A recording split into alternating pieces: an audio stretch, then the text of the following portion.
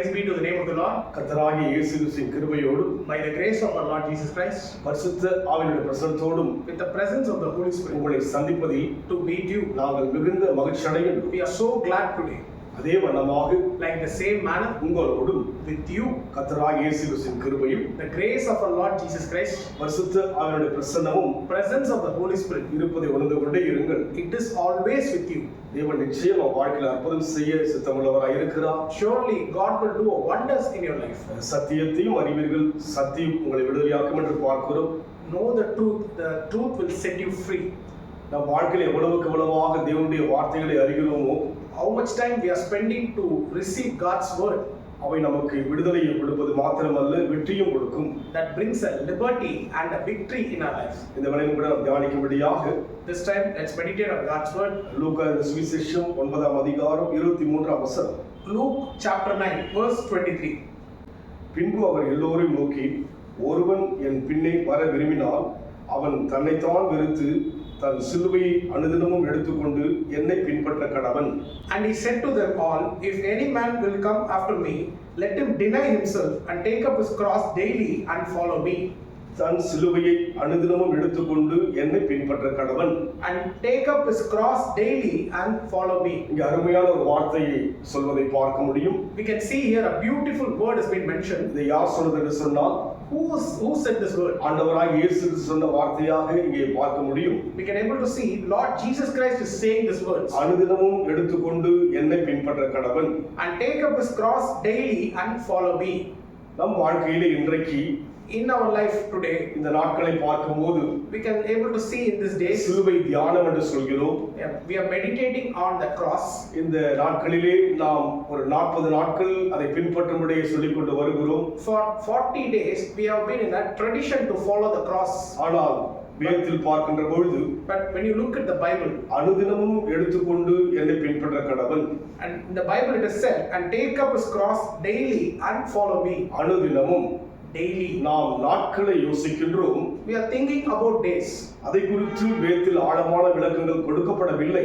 But when you look at the Bible, there is no deep understanding on that. ஆராய்ந்து பார்த்தால் When you research on it, அதற்குரிய விளக்கத்தை நம்மால் பெற்றுக்கொள்ள முடியும். we can able to know the explanation from the Bible. ஆண்டவரே சொல்கிறார், Jesus himself is saying, தன் சிலுவையை சுமந்து கொண்டு அனுதினமும் என்னை பின்பற்ற கடவன். and take up his cross daily and follow me. இன்றைக்கு நாம் எந்த அனுபவத்தில் இருக்கிறோம்? Today, what kind of experience we are having? நாட்களை வைத்து தியானிக்கின்றோம். Are we meditating on days? அதை குறித்து வேதத்திலே தெளிவாக சொல்லப்படவில்லை. Many things have been not explained properly about the days.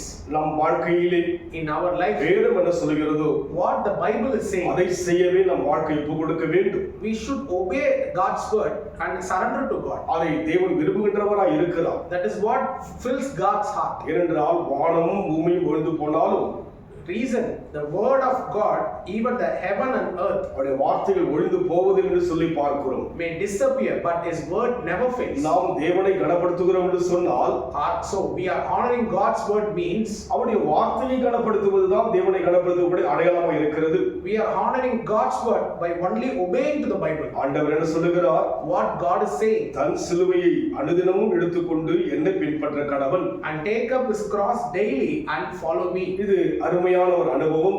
This is a beautiful experience. இந்த அனுபவத்தில் போவதற்கு நாம் தயங்குகின்றோம், யோசிக்கின்றோம். We are thinking to walk in this experience. அப்படி அல்ல. Not like that. தேவன் சொன்ன வார்த்தையை பின்பற்றி ஆக வேண்டும். We should truly obey to God's word. தெளிவாக சொல்கிறார். It is saying clearly, எல்லோரையும் நோக்கி, and he said to them all, ஒருவன் என் பின்னே வர விரும்பினால், if any man will come after me, விரும்புகிறவன் அனுதினமும் சுமக்க வேண்டுமா? one who loves God should daily carry the cross. நம்முடைய விருப்பத்துக்கு ஏற்றபடி மாற்றுவதல்ல. Not like how we want. நாம் தேவனை விரும்பினால், If we love God, அனுதினமும் சுமந்து கொண்டு போகும்படியாகவே வேதம் சொல்கிறது. we should take up the cross daily, the Bible is saying. அப்படியானால் அந்த சிலுவை ஒவ்வொரு நாளும் சுமக்க வேண்டுமா? If that means I have to cross the burden daily, அப்படி சொல்லவில்லை. it is not said like that. அதற்கு முன் இருக்கிற வசனத்தை பார்ப்போம் என்று சொன்னால், When you look at the above verse, it இந்த says, 23ஆம் வசனத்துடைய விளக்கத்தை தெரிந்து கொள்ள முடியும். we can able to see the explanation of the verse 23 in the above என்ன verse. சொல்லப்படுகிறது?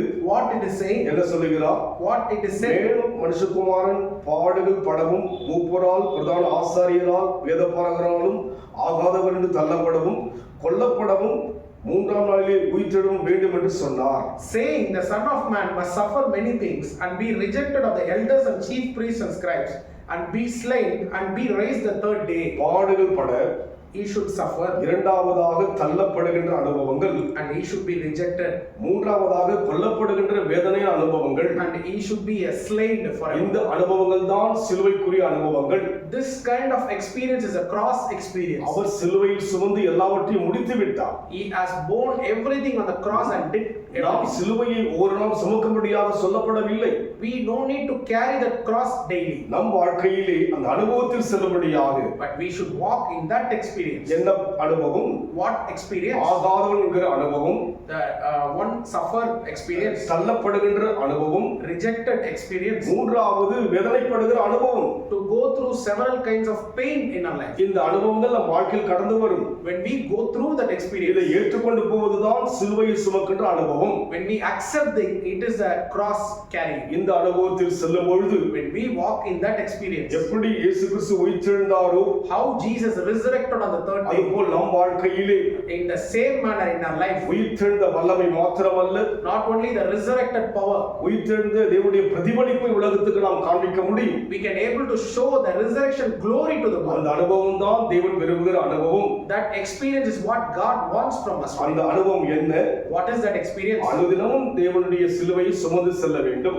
Daily we should carry the cross. அப்பேற்பட்ட பாதையில் செல்ல In that path, let's go. நம்ம ஒப்புக் கொடுப்போம். Surrender today. அன்பின் ஆண்டவரே, Dear Father, இந்த நல்ல வேலைக்காக நன்றி செலுத்துகிறோம். thank you for this beautiful time. தெளிவான வார்த்தை நாங்கள் இந்த வேதத்தின் மூலமாய் அறிந்து கொண்டோம். We can understand the clear verse from this Bible. அனுதினமும் சிலுவையை சுமந்து கொண்டு என்னை பின்பற்ற கடவுள் என்று சொல்லியிருக்கிறீர். As you said, to take up the cross and walk daily. நாங்களோ நாட்களை வைத்து தியானிக்க யோசிக்கிறோம். But we are thinking in a day manner, அந்த அனுபவத்தில் போகாதபடிக்கு not to go on that நீர் experience. இன்றைக்கு என்ன சொன்னீரோ What you said today, அப்பேற்பட்ட பாதையில் செல்ல to walk in your way, எங்களுக்கு அனுகிரகம் செய்யும். help us, Lord. இது நிமித்தமாய் யாரையும் புண்படுத்தவோ Through this, we don't want to hurt others. யாரையும் துக்கப்படுத்தவோ நாங்கள் விரும்பவில்லை. Don't want to give pain to others. இந்த வசனத்தை நாங்கள் தியானித்தோம், இதை பகிர்ந்திருக்கிறோம். We meditate this and share this, Lord. இது உண்மை இருக்கிறது. There is a truth in this இந்த verse. உண்மையின் வல்லமை எங்கள் வாழ்க்கையில் வெளிப்படட்டும். Help us to reveal this. Deepala சந்தன வல்லமை. We thank you, Lord. தேவன் நடத்துங்க. Lead us, Lord. அனுதினமும் அந்த பாதையில் செல்ல கிருபை செய்யுங்க. Help us to walk daily in this experience.